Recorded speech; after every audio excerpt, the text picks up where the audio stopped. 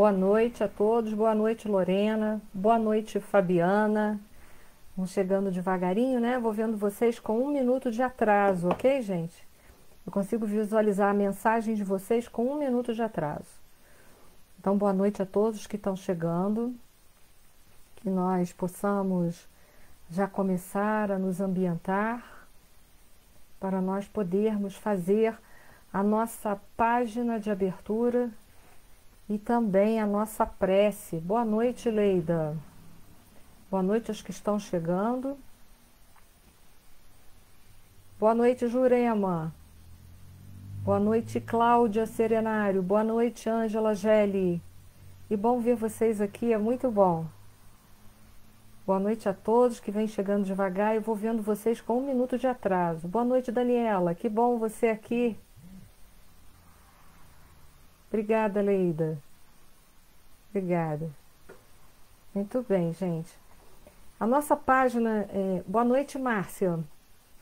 Obrigada. A nossa página de abertura dessa noite é desse livro aqui. Ops. Episódios diários. Dá para vocês verem, né? O meu é capa velha. A capa já não é mais assim. E a lição que eu abri ao acaso é o número 38, Coerência e Firmeza. Nós vamos ler e após nós vamos fazer a nossa prece inicial. Boa noite, Glória. Boa noite a todos que vêm chegando. E vamos à nossa leitura, então, do Episódios Diários, capítulo 38, Coerência e Firmeza. Diz assim Joana de Ângeles: comporta-te com a mesma firmeza e dignidade quanto a sós ou na multidão, no lar ou fora dele. O homem de bem é sempre o mesmo, não possuindo duas faces morais. Trabalhando-te interiormente, fixarás os ideais de enobrecimento nos atos, que se exteriorizarão sempre iguais, nas mais variadas situações. O homem consciente das suas responsabilidades tem uma só conduta, seja na vida privada ou na pública, caracterizando-se pela retidão que lhe expressa a grandeza do ideal esposado. Se adquires o hábito da dissimulação, em breve derraparás na hipocrisia e na pusilanimidade. Exercitando-te na concentração dos pensamentos superiores, eles fluirão pelos teus atos no lar, no serviço e nas horas de recreio. O lar é a sociedade miniaturizada nas fronteiras domésticas. Aí se forjam os valores indispensáveis para o crescimento intelecto-moral do indivíduo, preparando-o para o mundo. Ser refratário à lisonja.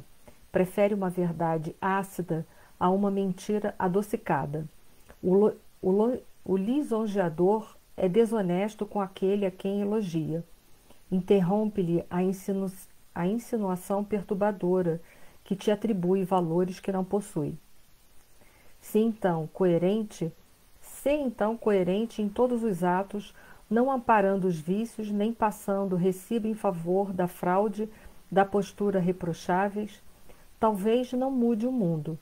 Se, no entanto, te tornares melhor, o mundo se terá renovado com disposições superiores para o fanal da fraternidade e da paz. Muito bem, boa noite aos que estão chegando. Deixa eu ver aqui quem eu não vi. Boa noite, Maria Araújo. Boa noite de novo, Cláudia Serenário, Soninha, a Marleide, o Vinícius, a Marleide de novo de Oliveira, a Edilane, boa noite, a Maria Alice, a Sônia Maria, a Sônia Félix, né? Ao Alain, boa noite a todos. Convido a todos vocês agora para que nós possamos nos unir em pensamentos e orarmos ao nosso Pai. Senhor Deus, de infinito amor e misericórdia, Jesus, nosso irmão maior, nosso modelo e guia, aos mentores que nos protegem, que nos guiam, aos mentores dessa instituição, da Sociedade Beneficente Espírita, aos mentores do Grupo da Fraternidade Espírita Oswaldo Cruz e de todo o movimento espírita de Petrópolis, a nossa gratidão por termos um dia conhecido a doutrina dos Espíritos, que hoje nos consola e nos esclarece em face à provação, ao resgate coletivo que todos estamos vivendo. Agradecemos também por aqui estarmos esta noite, podendo dividir um pouco daquilo que estudamos e também das nossas boas vibrações, todos nós unidos em pensamento e em coração, para que juntos possamos vibrar paz, amor, saúde e harmonia por toda essa coletividade terrestre, encarnada e desencarnada.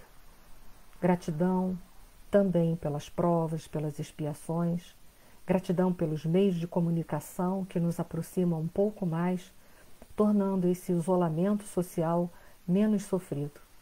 Gratidão por tudo, Senhor, e que essa paz que por horas já sentimos, ela possa prevalecer em nossos corações, agora e sempre. Muito obrigada, Senhor.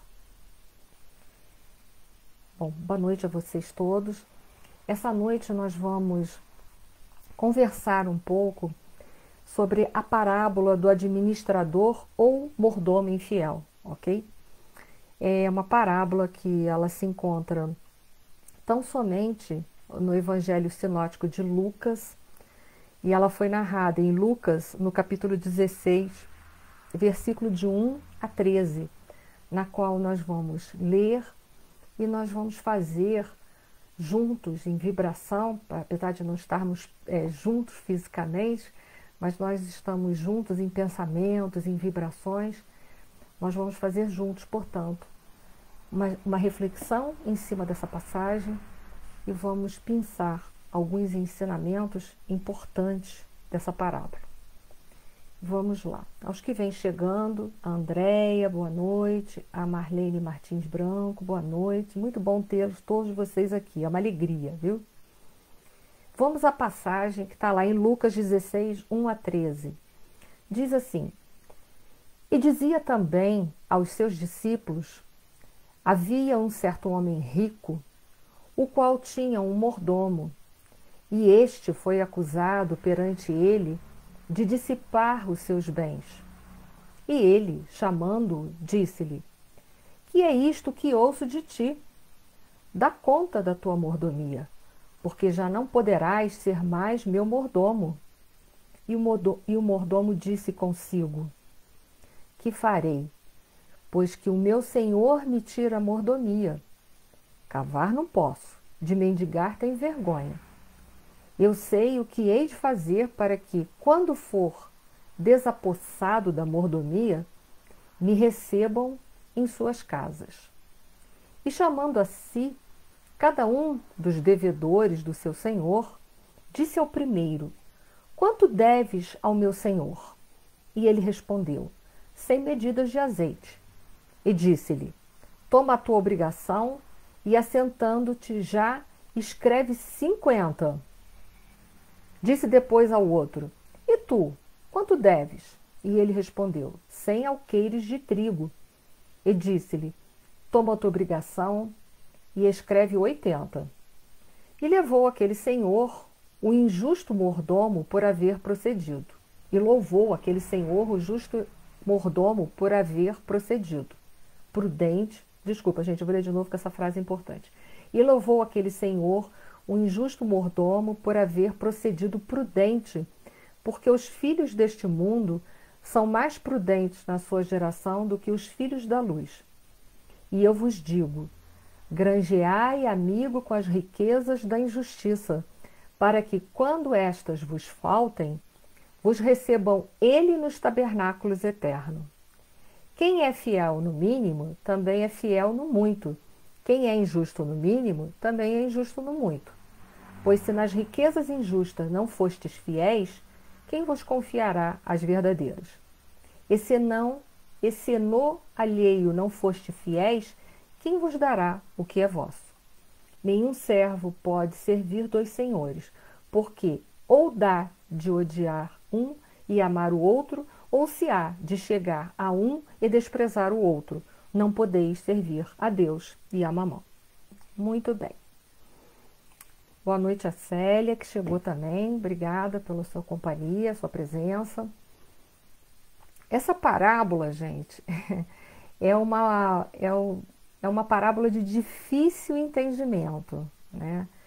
É preciso, inicialmente, para poder se dar a esta parábola um entendimento mais lógico e também um entendimento mais profundo, é preciso entender e acreditar na reencarnação e na lei de causa e efeito. Isso é o primeiro passo para a gente começar a entender essa parábola, tamanha dificuldade que ela apresenta. Uma outra coisa que a gente precisa reforçar na nossa mente para a gente começar a construir o entendimento dessa parábola, que eu peço a vocês que se detenham ao máximo em concentração, é entender que parábola, né, o conceito de parábola, é que parábola é uma alegoria. Ela é composta por uma linguagem metafórica e, por ser de uma linguagem metafórica, ela veste a verdade para ensinar um sentido ético e moral sem ofender a ninguém. Então, o terceiro quesito que a gente vai precisar é esse. Primeiro, entender e acreditar na reencarnação. Segundo, na lei de causa e efeito. O terceiro, que parábola é uma alegoria composta por metáforas. Uma metáfora essa que veste uma verdade para ensinar, né, um sentido ético e moral sem ofender as pessoas. Então, são três coisas iniciais que eu peço a vocês, para vocês não esquecerem desse sentido. A quarta coisa, para a gente poder tirar e entender essa parábola, porque parece, né, ela me parece uma parábola muito estranha inicialmente, porque nós estamos vendo um senhor de terras que tinha um administrador infiel, e que depois esse administrador renegocia a dívida para baixo e o senhor da terra fica feliz com ele. Então, se a gente não entender tudo isso, a gente vai pensar assim, ué, que coisa louca é essa? Ele já elevou, né, já foi lesado, e agora, por ter sido lesado duplamente, ainda fica feliz? Né? Então, se a gente não entender bem esse início, a gente não vai entender o final. Porque a gente vai achar também que Jesus está elogiando a pessoa a ser desonesta. É uma outra questão. Então eu peço a vocês que vocês se detenham em tudo isso que eu estou pedindo a vocês, porque a gente vai desenrolar um raciocínio juntos. A gente não está junto fisicamente, mas a gente está junto em pensamento. Pensamento é matéria, é energia. Para a gente construir um entendimento o mais adequado possível. Depois, quem quiser, eu passo toda a fonte bibliográfica, todos os lugares que eu fui estudar, todos os livros que eu consultei para chegar à conclusão que eu vou chegar essa noite. Depois, quem quiser, eu posso deixar até aí na página da SBE toda a fonte bibliográfica, que não foram 1, 2, 3 ou 4 livros, foram vários, tá bom? Então a gente precisa entender e aceitar a reencarnação, lei de causa e efeito, entender o que é uma parábola, e a gente também precisa entender o texto e o contexto. Então a gente tem que contextualizar, ok? A gente tem que entender a cultura, o sentido, a época e mergulhar dentro desse texto para a gente poder construir o mais próximo da verdade possível. Verdade absoluta só pedindo a Jesus para vir de novo explicar a gente ao nível do século XXI. Então o que a gente vai fazer aqui é um esforço tremendo em procurar chegar o mais próximo da verdade.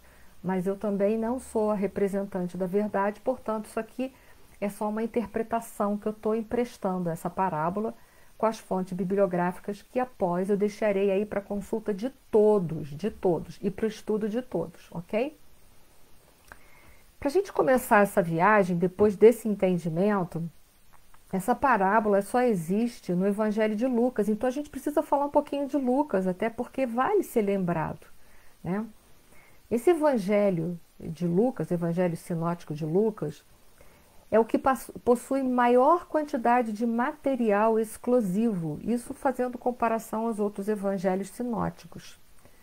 Esse material, aos sinóticos, tá? Não podemos colocar o de João, não, que de João é um evangelho muito à parte. Dos sinóticos, que Lucas também é sinótico, ele é o evangelho que possui maior quantidade de material exclusivo. Esse material ele é tão extenso que é possível, aos que estudam, agrupar o Evangelho de Lucas em 5 tipos. Primeiro tipo, parábolas. Segundo tipo, ensinos e fatos da vida de Jesus. Terceiro, narrativas da infância de Jesus. 4, encontro com pessoas. E quinto, curas. Então, olha que interessante. Essa parábola de hoje que nós estamos tratando, que só tem lá em Lucas, ela faz parte de uma série de 10 parábolas que a gente só vai encontrar no Evangelho de Lucas. E são as seguintes. Parábola do Bom Samaritano, que eu amo de paixão essa parábola, amo de paixão. Quem quiser entrar lá no meu canal, tem lá essa parábola já. Eu tenho paixão por essa parábola, porque ela é riquíssima de conhecimentos. Cada vez que a gente estuda ela, encontra mais coisas. Ela deixa muitos ensinamentos morais. Parábola do rico agricultor, parábola da figueira estéril, parábola da grande ceia, da moeda perdida, dos filhos, dos 2 filhos, aquele que a gente conhece, os filhos pródigos. A parábola de hoje, que é a do administrador infiel, parábola do juiz iníquo e a viúva, parábola do fariseu e do publicano, e do Lázaro e do homem rico. Então são 10 parábolas que a gente vai encontrar só no Evangelho de Marcos. E alguns ensinos e fatos, né, sobre a vida de Jesus, nós vamos encontrar em algumas passagens também só de Lucas, como aquele que muito foi dado, muito será exigido, o sermão dos 4 A's, que ele faz uma correlação com as bem-aventuranças, as bem-aventuranças dos discípulos, que ele só coloca 4, bem diferente da de Mateus. Quem pode se dizer feliz? 3 das 7 palavras proferidas por Jesus na cruz e a ascensão de Jesus.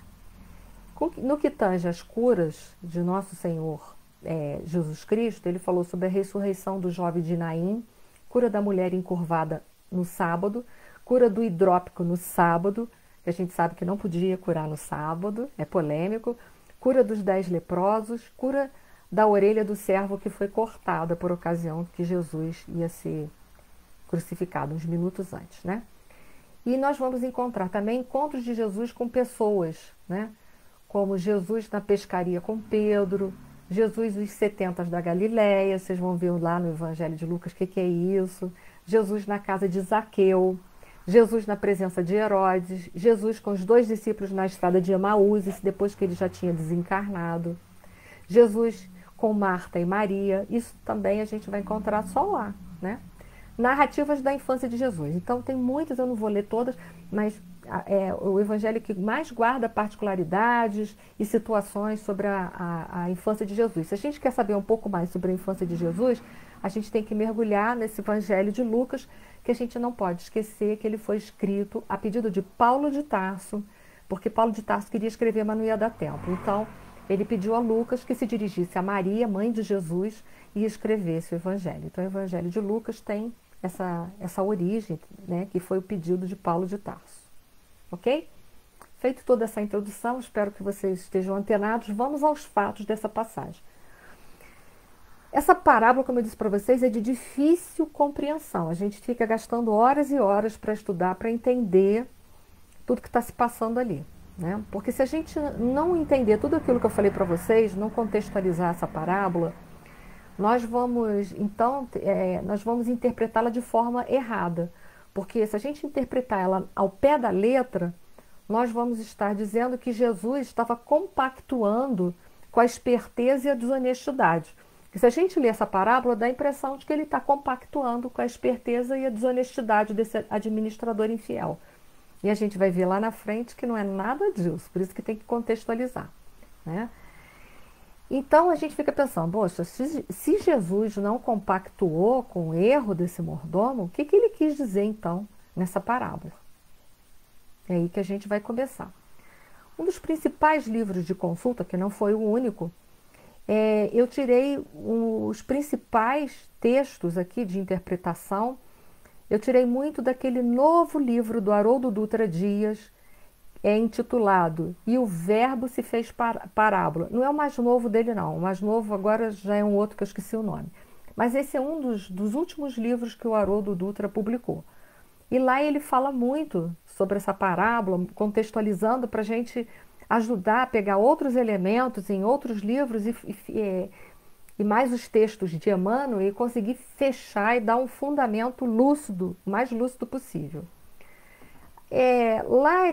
Ele está narrando que era muito comum aos donos, aos proprietários de grandes terras, eles alugavam, arrendavam para agricultores menores plantarem, enfim, e tudo mais, plantarem produtos como trigo ou óleo, né? Que o óleo não é plantado, mas é tirado da oliveira, né? Então eles arrendavam. Então, como eles arrendavam, eles tinham, né, um administrador para quê? Para organizar, para administrar todo esse negócio, porque era arrendados em várias partes. Então, eles tinham que ter um administrador para poder administrar, ver o que estava sendo feito. E toda essa administração feita pelo administrador contratado por esses proprietários de grandes terras, de grandes posses, eles anotavam tudo como se fosse um livro contábil, para a gente entender hoje, aqui na atualidade do século XXI. Então, as pessoas que arrendavam aqueles pedaços de fazenda, eles falavam que eles iam plantar, sei lá, X de trigo, um exemplo. Aí vou plantar X de trigo. Então, por aquele X de trigo, ele tinha que pagar Y por aquele X de trigo que seria plantado naquela parte da fazenda que foi alugada. Agora, tinha o seguinte, se o trigo que fosse plantado, nem todo trigo fosse de qualidade, desse algum problema ali naquele meio do caminho, a quantia era fixa. Você fazia dessa forma, você arrendava um pedaço para plantar X e você tinha que pagar Y por aquele X.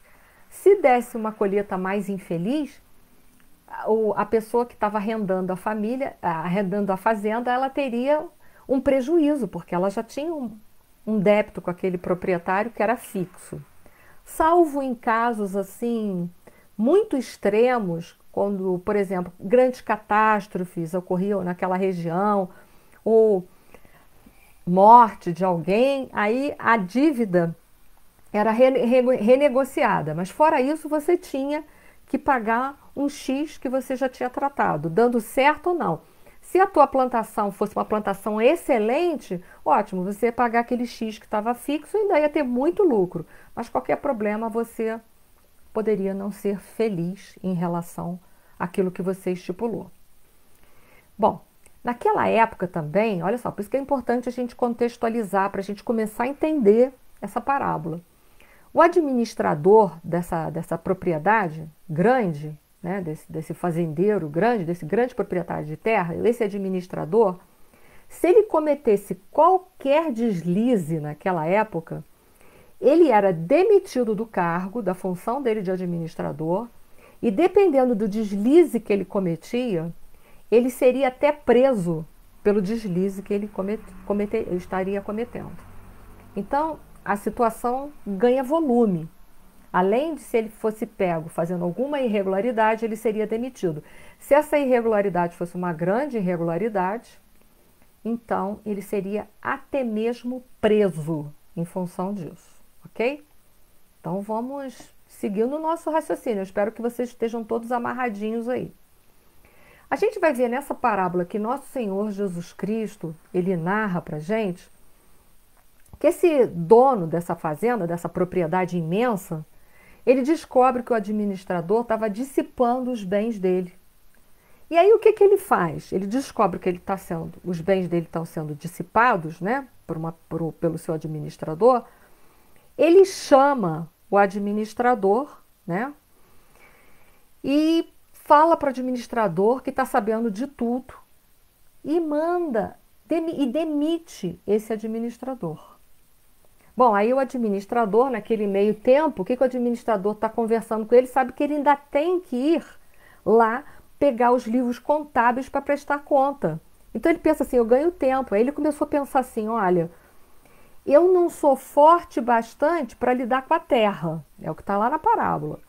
Eu não sou forte bastante para cavar, para ser agricultor. E ele pensou assim, nem tampouco eu tenho índole para mendicância. porque naquela época isso era profissão. Ele falou assim, eu não tenho uma coisa nem outra, então eu tenho que elaborar um plano qualquer, porque senão eu vou ficar totalmente desempregado à deriva. E aí o que ele fez? Como ele tinha tempo ainda, porque ele tinha que pegar os livros contábeis para levar para o seu senhor, e demitido ele já estava, mas ele tinha que prestar contas. O que ele faz? Ele faz o que a gente viu lá na parábola, ele chama os agricultores da terra e ele diminui a dívida de todos eles. Todos eles a dívida ele coloca para baixo. Haroldo Dutra Dias disse que, como era escrito em aramaico, aramaico era uma língua muito estranha, que qualquer perninha que você colocasse lá na letra já significava outra coisa. Então, que era fácil adulterar os livros. Isso são palavras de Haroldo Dutra Dias, que é um estudioso, né? Não só do Novo Testamento, mas é também do Velho Testamento. Então, o que ele faz? Ele renegocia a dívida de todos os agricultores, ele renegocia a dívida jogando a dívida para baixo. Ótimo. Aí ele sai dali e o que ele faz? Ele vai levar os livros contábeis. Contábeis sou eu que estou falando, né, gente? Só para a gente entender isso ao século XXI. Ele tem que levar os livros com os registros de todas aquelas dívidas para o senhor da terra. Demitido ele já estava, mas ele tinha que prestar contas. E aí ele já tinha adulterado o livro todo, para baixo, a dívida para baixo. É aí que a gente tem que agora começar a extrair da letra o espírito, ok? Peço a vocês toda a atenção aí possível. Ele leva então, e o dono da terra, quando ele abre os livros contábeis, né, ele vê que foi adulterado. Ele nota, a parábola está dizendo, ele vê que foi adulterado. Ele vê, mas o que ele faz? Ele aprova a atitude do mordomo. E aí novamente a gente fica pensando assim, que coisa! Ele já havia sofrido um prejuízo, porque esse mordomo, esse administrador, já vinha causando prejuízos para ele, né, de longas datas na sua administração. E agora, o dono da terra vê que ele renegocia a dívida para baixo e aprova a atitude dele, elogia, faz um elogio ainda por cima. E aí a gente fica pensando, ué, mas como é que pode? Você leva um prejuízo e aí você ainda fica mais feliz ainda porque você causou um prejuízo, né? Segundo a parábola, o mordomo foi denunciado por ser esbanjador. Mas é preciso entender que diz Haroldo Dutra que ele não era bem um gastador, ele apenas facilitava os negócios, aquele jeitinho que a gente aqui no Brasil faz. Mas, de qualquer forma, ele estava causando um prejuízo, o dono da terra. E aí que a gente vai agora, exatamente nesse momento, a gente vai extrair da letra o espírito. A gente não pode mais, daqui para frente, desse ponto em diante, aqui é o fulcro, não dá mais para fazer a interpretação ao pé da letra de jeito nenhum. Agora a gente tem que fazer uma viagem para entender quais são os simbolismos dessa parábola, para nós podermos entender por que o dono da terra agiu dessa forma. Ok? Vocês todos estão preparados aí? Os simbolismos são o seguinte, para a gente começar a formar um raciocínio. A gente não viu que parábola é uma alegoria? O que Jesus queria deixar ali era um ensino moral para todo mundo. Então, quem é o dono da terra ou proprietário? Que ele não dá nome, ele coloca o dono da terra. O dono da terra, simbolicamente, é Deus. Quem é o mordomo? O mordomo dessa passagem somos nós, os homens. Nós, os homens aqui, estamos encarnados. E os devedores beneficiados, aqueles que ele foi lá e abaixou as dívidas, né? O mordomo fiel somos nós. E os que estavam devendo àquele senhor. É o nosso próximo, os sofredores em geral. Quem é a propriedade agrícola? De quem é aquela propriedade, aquela fazenda inteira? É a terra, o mundo que nós habitamos. Foi? Gravaram tudo isso? Foi para todo mundo? Vamos lá então. Deixa eu voltar um pouco atrás, porque eu dei a interpretação para vocês que eu achei melhor. Vamos lá. A gente vai ver que o que acontece com o dono da terra. Ele é justo? sim, o dono da terra, ele é justo. Por quê? Ele vê que o administrador estava dissipando os bens dele. O que ele faz? Ele age com justiça? Age, ele despede o mordomo. Então ele age com justiça, porque ele viu que estava errado. Então ele despede o mordomo. Porém, ele age com misericórdia. Por que ele age com misericórdia? Porque eu não disse para vocês que, dependendo da infração cometida, o mordomo seria até preso? Nesse caso aí, ele seria preso. Então, o dono das terras, que a gente já viu simbolicamente, é quem? Deve estar aí, ecoa, tem que ecoar no inconsciente de vocês aí, é Deus. Ele age com justiça? Sim, ele não aprova o erro, mas ele age com uma justiça misericordiosa. Por quê? Porque ele poderia ter denunciado esse mordomo e esse mordomo seria trancafiado nas grades, ele seria preso, punido pelas leis daquela localidade ali. Então a gente vê que o dono da terra, dessa fazenda imensa, ele age com justiça, mas ele age também concomitante com misericórdia. Então esse é o nosso primeiro ensinamento dessa passagem, a justiça e a misericórdia. A palavra misericórdia, que é um dos ensinamentos dessa passagem, ela significa miseri, significa ter compaixão. Cordes vem de coração. Se a gente juntar coisas, seria mais ou menos assim: ter um coração compadecido, cheio de compaixões pelo outro. A justiça, vocês me perdoem aí se tem algum advogado, sinto muito, eu vou falar da forma mais tranquila que eu entendo. A justiça é para quem tem mérito.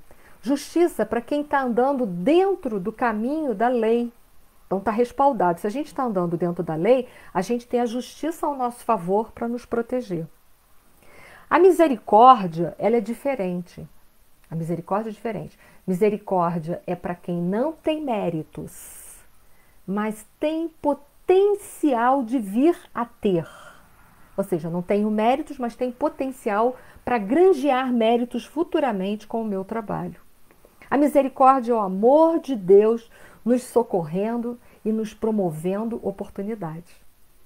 A justiça de Deus, ela é misericordiosa, é atrelado. A justiça de Deus é inseparável com a misericórdia. A nossa pode não ser dessa forma, mas a justiça de Deus é misericordiosa.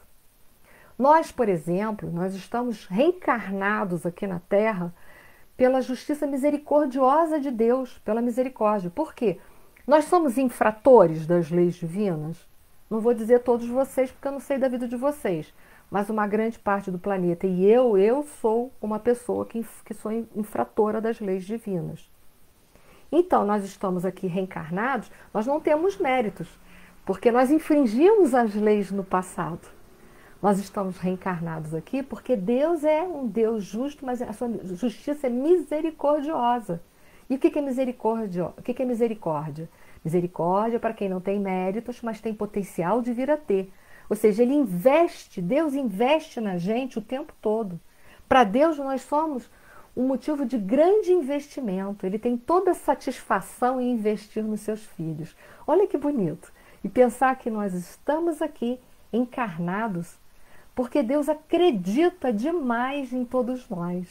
Ele nos dá a oportunidade porque Ele está torcendo o tempo inteiro para que nós possamos evoluir, que nós possamos conseguir ser vitoriosos nas nossas provas e nas nossas expiações. Então, aquele mordomo que é Deus, ele foi justo, mas ele foi misericordioso. Ele não apoiou o erro, tanto é que ele mandou o mordomo embora. Porém, ele foi misericordioso. Por quê? Porque ele poderia ter mandado prender aquele indivíduo, mas não. Ele dá a oportunidade para aquele indivíduo se reabilitar dentro da sociedade. Vamos seguir? Está ficando claro agora? Espero que sim, que esteja ficando claro para vocês, né? Então, esse fato histórico é de grande importância, porque depois que nós vamos ver o administrador, ele vai ter que prestar conta para o patrão, não é? Ele vai ter que levar os livros contábeis e prestar conta. Mas antes, o que ele faz? Ele diminui a dívida para baixo. A gente já não viu que o mordomo simbolicamente representa todos nós e que aqueles que a dívida foi diminuída Significa todos aqueles que estão em sofrimento na terra. Então, o mordomo, o que ele faz? Ele tem uma atitude de misericórdia com aqueles que dependem dele. Ele também abaixa a dívida. Vocês estão entendendo? Eu não sei se vocês estão conseguindo ter abertura para entender o simbolismo. O que Jesus está mostrando é que Deus age como mordomo de misericórdia. O que o mordomo faz? Ele copia o seu patrão. Ele age de misericórdia com aqueles também do qual estão na mão dele para aquela administração. Ele age, ele também tem uma atitude de misericórdia para os arrendatários daquelas terras.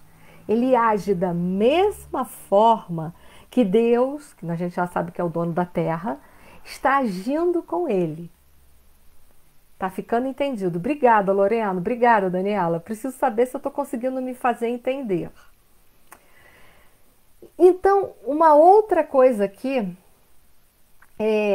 que nós vamos ver nessa questão dele ter agido, o mordomo ter agido para com misericórdia com aqueles com os arrendatários que estavam prestando contas para ele, ele age de misericórdia também.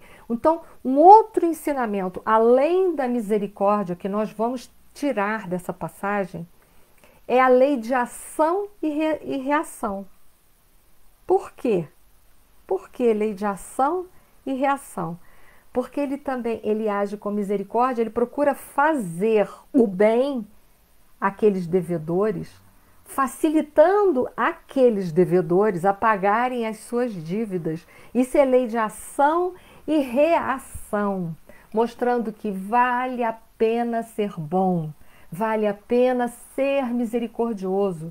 Isso é uma postura de nosso Senhor Jesus Cristo, reforçando as bem-aventuranças, que abre o Sermão do Monte, que é um código de conduta moral para toda a humanidade. Reforçando a bem-aventurança, a seguinte bem-aventurança: bem-aventurados misericordiosos, porque alcançarão eles a misericórdia. Então, o dono da terra age de misericórdia com o mordomo age de misericórdia com os gente, desculpa, de vez em quando não sai, com aqueles que estão arrendando a terra, né? Arrendatários, né? Ele também tem, e mostrando ali o que? Lei de ação e reação. Porque se eu sou bom também para com as outras pessoas, assim como foi bom comigo, eu vou ser digno também de mais misericórdia. É uma forma de se quitar débitos. É isso que Jesus está querendo mostrar para a gente. Nós estamos aqui reencarnados pela misericórdia do Pai. Todos nós aqui somos devedores, ou a grande maioria de nós estamos devendo às leis, devendo ao Pai, porque agimos, fomos infratores das leis divinas. E aí Jesus está mostrando que como é que nós vamos poder queimando essa dívida? Sendo misericordioso com aqueles que estão ao nosso caminho, ao nosso lado. Ali é uma grande lição. É linda, essa parábola é linda, linda. Ela é difícil de interpretar, mas como ela é linda, Foi para todo mundo? Foi? Estamos chegando nos finalmente. Vamos lá. Então nós vimos que o dono da terra, o proprietário é Deus. Vou reforçar de novo. O mordomo infiel somos todos nós. Nós temos que prestar contas. Vamos agora ampliar o entendimento. A gente já entendeu a parábola.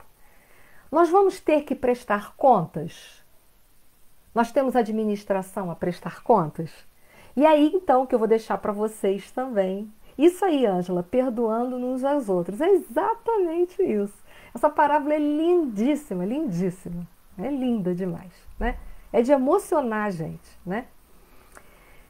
No livro Fonte Viva de Emmanuel, capítulo 75, intitulado Administração, Emmanuel usa uma parte dessa parábola. Ele fala assim: dá conta da tua administração.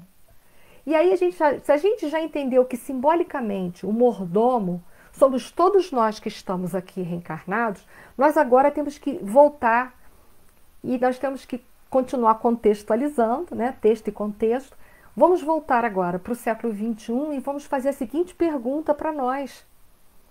Nós temos que dar conta de administração? Nós temos alguma coisa que nós vamos ter que dar conta daqui da terra que nós estamos? Porque nós somos os administradores de Deus. E aí o Emmanuel, ele vai citando nesse texto aí, que eu vou deixar tudinho para vocês aí, para depois vocês poderem estudar. Sim, ele fala assim, que nós vamos ter que prestar... Olha só, o mordomo do mundo não é somente aqueles que encanecem os cabelos à frente dos interesses coletivos, nas empresas públicas ou particulares, combatendo trincas mil, a fim de cumprir a missão que se dedica. Ou seja, o mordomo não é só aquele que está prestando serviço material. Ele coloca assim, continuando, cada inteligência da terra dará conta dos recursos que lhe foram confiados. A fortuna e a autoridade não são valores únicos que devemos dar conta hoje e amanhã. O corpo é um templo sagrado. Então, nós vamos ter que prestar conta desse corpo, sim. Por quê? Porque nós somos depositários, nós não somos proprietários desse corpo. Isso está lá no capítulo 16 do Evangelho segundo o Espiritismo. Não se pode servir a Deus e a mamão. Esse corpo aqui é um empréstimo. Então, eu vou ter que dar conta, e sim, da forma que eu administrar ele, eu vou ter que dar conta. Se eu administrar mal esse corpo, me alimentando mal, não cuidando da minha saúde, etc. e tal, eu vou ter que dar conta dos danos que eu causei a esse corpo indevidamente. Continua Emmanuel. A saúde física é um tesouro. A gente acabou de dar o exemplo. A oportunidade de trabalhar é uma bênção. Então, se eu tenho oportunidade de ser útil, eu não estou sendo, eu vou ter que dar conta desse trabalho. Eu sou administradora. A possibilidade de servir é um obséquio divino. O ensejo de aprender é uma porta libertadora. Então, a gente foi buscar auxílio também nos textos de Emmanuel para nós contextualizarmos, para a gente entender que nós hoje também somos, gente, administradores. Simbolicamente, nós somos os administradores e nós vamos ter que prestar contas de tudo. Nós vamos ter que prestar conta da inteligência que nós temos se a gente não ajudou o próximo. A gente vai ter que prestar conta daquilo que a gente tinha e não ofertou para o outro. A gente vai ter que prestar conta do perdão que a gente podia ter se esforçado para fazer e não se esforçou para fazer. Há muitas contas que nós vamos ter que prestar. Nós também somos prestadores de contas. Por isso que, simbolicamente, o administrador infiel somos todos nós. Somos todos nós. Vamos seguir? Espero que esteja dando para a gente ir aprofundando. Eu vou seguir essa passagem, a parábola. Eu não acabei de pegar todos os versículos. Vamos dissecar um pouco mais, porque vale a pena. É muito bonita. Falando um outro versículo dessa parábola, diz assim: e louvou aquele senhor o injusto mordomo por haver procedido prudente, porque os filhos deste mundo não são mais prudentes na sua geração do que os filhos da luz. Vamos traduzir isso? Quer dizer, então, o Senhor da terra louva aquele mordomo por ter agido de forma prudente. Prudente, ele que quis dizer que já é o simbolismo, é a misericórdia. Ele diz, porque os filhos deste mundo não são mais prudentes na sua geração do que os filhos da luz. Os filhos desse mundo são todos aqueles que não estão inseridos em contexto religioso nenhum, porque filhos da luz significava naquela época todos aqueles que seguiam o nosso Senhor Jesus Cristo. Então vamos trazer isso para hoje. Então todos aqueles que estão apartados de religião, eles também poderão ser como esse administrador infiel, eles também poderão agir de misericórdia, porque ele fala ali, porque os filhos deste mundo são mais prudentes do que a geração dos filhos da luz. O que ele quis dizer? Ele quis dizer que não basta somente eu conhecer a verdade, eu preciso praticar a verdade. Não basta eu dizer que sou cristão, eu preciso agir como tal. Ou seja, ele está falando ali de teoria e prática. Não basta eu estar frequentando um templo religioso para eu achar que eu vou ser salva. Não, eu não vou ser salva. Eu vou ser salva se eu pegar aqueles ensinamentos morais que aquela religião está me ofertando para que eu possa me salvar. Trazer isso para a minha vida prática, para que isso possa me salvar. Então, o que essa passagem está querendo dizer é isso. Que não adianta só você ser o filho da luz, conhecer, dominar todo o entendimento religioso ou moral acerca daquele assunto. Você tem que vivenciar aquilo. É essa parte esse versículo diz isso. E aí continua a passagem, porque eu não acabei ainda com ela, né? E eu vos digo, granjeai amigos com as riquezas da injustiça, para que quando estas vos faltarem, vos recebam eles nos tabernáculos eternos. Então dá a impressão assim, então, vou granjear amigos fazendo coisas injustas? Não, isso tudo é simbólico, a gente tem que entender. O que significa riqueza das injustiças? É tudo simbólico.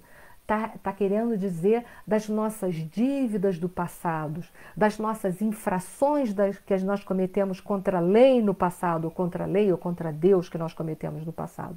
Então ele diz, aproveita essa oportunidade que você está tendo ali para resgatar, e resgata. Faz amigos. O que é fazer amigo? Resgata. Aproveita com aqueles que estão a caminho, que foi colocado na sua vida, e reconcilia-te com o teu inimigo enquanto ele está a caminho. Faz a maior soma de bem possível para todos aqueles que estão passando pela sua vida, porque muito provável que se estão passando pela tua vida tem a ver com as infrações que você cometeu outrora, em outras existências. Então haja da mesma forma que Deus agiu com misericórdia, te permitiu reencarnar de novo e te deu todas essas oportunidades para você se resgatar. Aproveita agora e reconcilia-te com todos aqueles que estão a caminho. Essa é a proposta. Olha que lindo. Essa parábola é a coisa mais linda do mundo. E aí nós também fomos aí para falar sobre esse granjear esses amigos. Nós também fomos numa passagem de Emmanuel do livro Pão Nosso, capítulo 111, intitulado Granjeai Amigos, que vai falar sobre essa passagem aí. E aí Emmanuel coloca aquela passagem de Lucas. Também vos digo, granjeai amigos com as riquezas da injustiça. Aí Emmanuel faz todo um texto. Eu vou ler um pedaço para enriquecer, que a gente ainda está com tempo. Eu vou ler um pedaço para enriquecer, para a gente ver o quanto que esse texto de Emmanuel é lindo e nos ajuda a entender a parábola.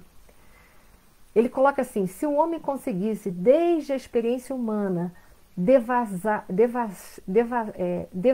o pretérito profundo, chegaria mais rapidamente à conclusão de que todas as possibilidades que o felicitam em conhecimento e saúde provêm da bondade divina e de que a maioria dos recursos materiais à disposição dos seus caprichos procede da injustiça. Ou seja, nós não tínhamos méritos, mas nos foi emprestado para a gente conseguir.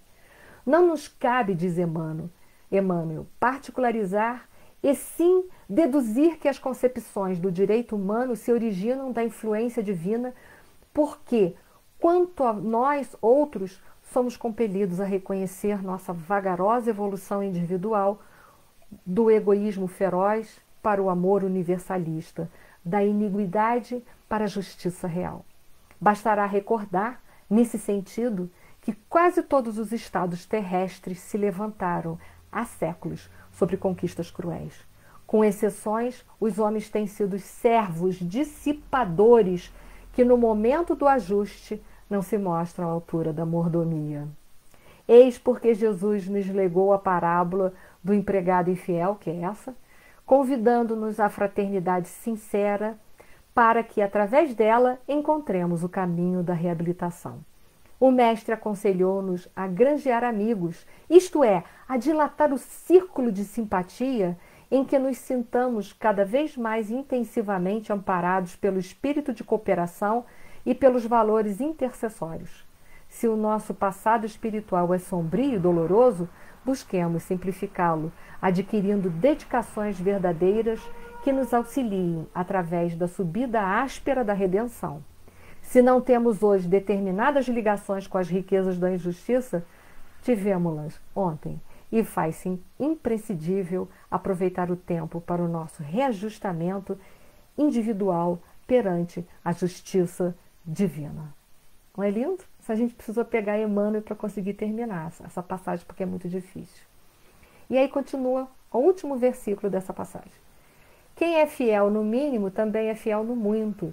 Quem é justo no mínimo também é injusto quem é injusto no mínimo também é injusto no muito. Pois se nas riquezas injustas não fostes fiéis, que vos confiarás a verdadeira? O que significa isso? Que Deus não dá prova maior do que os nossos ombros podem suportar. Ele sempre nos dá provas dentro das forças que nós temos capacidade. Então não vale a gente dizer, essa prova era muito grande, por isso que eu falei, não, Deus só dá aquilo para você que você tenha competência para dar conta. O último versículo, e se no alheio não fostes fiéis, quem vos dará o que é vosso? Nenhum servo pode servir a dois senhores, porque ou há de odiar a um e amar o outro, ou há de chegar a um e desprezar o outro. Não podeis servir a Deus e a mamão. O que significa isso? Significa que é hora de decidirmos. É hora de decidirmos.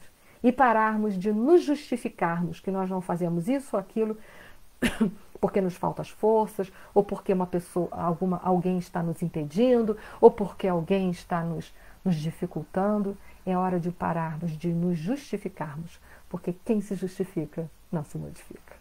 Então é hora de nós decidirmos o quê? A servir a Deus, servir e seguir. Quem está no nosso caminho, difícil ou não difícil, está ali, porque tem uma razão de ser. E se está ali é porque eu posso dar conta dessa administração. Porque se eu não pudesse dar conta dessa administração, Deus não me colocaria naquele lugar de forma nenhuma. Então, meus irmãos, era isso que eu tinha para passar essa noite. Deixarei aí para vocês, agora no final, toda a fonte bibliográfica para que vocês possam estudar. Eu nunca nego nenhuma fonte bibliográfica. O material está sempre à disposição. Passarei para todos vocês, porque o que interessa é a gente estudar nosso Senhor Jesus Cristo. Porque Ele é o nosso modelo e guia. E se nós queremos nos melhorar, termos forças para vencer as nossas provas e expiações, só Ele para nos ajudar com os seus ensinamentos, com a sua vivência, para nos dar força, fé e coragem. Muito obrigada a esta casa pela oportunidade, mais uma vez, de trabalho e de estudos. Agradeço a toda a diretoria dessa casa, a todos os tarefeiros dessa casa. Imensa gratidão por essa noite. Imensa gratidão a todos que tiveram a imensa paciência de estar comigo até o último momento. E eu espero que tenha sido útil o que eu passei. Muito obrigado. Que a paz de nosso Senhor Jesus Cristo esteja conosco e que nós possamos agora, unidos em pensamento, apenas dirigir o nosso pensamento e a nossa emoção ao Pai, agradecendo por tudo que temos na nossa vida, que com certeza é muito mais do que nós merecemos, e que tenhamos força, fé e coragem para vencermos a nós mesmos. Paz e luz para todos. Muito obrigada, gente. Uma boa noite, obrigada a todos.